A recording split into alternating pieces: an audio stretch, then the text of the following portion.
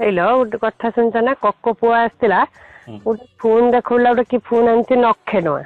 କି ଫୋନ ଲ କହୁଛି ରହିଥ ମୋ ପାଟିରେ ଅଛି ମୁଁ ଭୁଲି ଯାଉଛି କଣ ଗୋଟେ କହୁଲା ଓ ଫୋନ କଣ ଲ କହୁଛି ରହିଥ ଗୋଟେ ଶାବୁଳ ହଁ ଆଉ ତୁମ ପେଟ ଭଳିଆ ଗୁଲୁ ବାଳ ଆଇଫୋନ ହେଇଥିବ ଆଇ ପି ଲେଖା ହେଇଥିବ ହଁ ହଁ ହଁ ଏବେ ମନେ ପଡିଲା।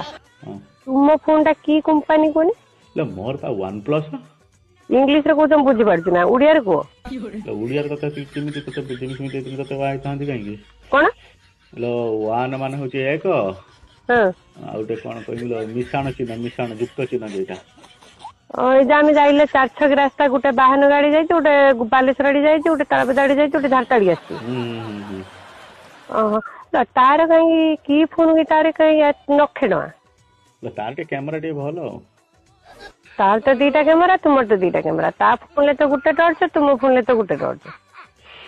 କେମିତି ବୁଝେଇମିଲ ଶୁଣୁ ଖାସି ଆଉ ପେଣ୍ଠି ଛେଳି ଯେଟା କହନ୍ତି ତା ମାଂସ ଖାଇଛୁ ନା ସେଇଟା ଭଲ।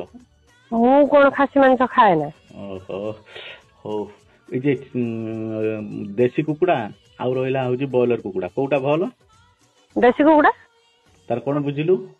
ତା ଫୋନ ଟା ତାହେଲେ ଦେଶୀ ତୁମର ବ୍ରଏଲର। ହଁ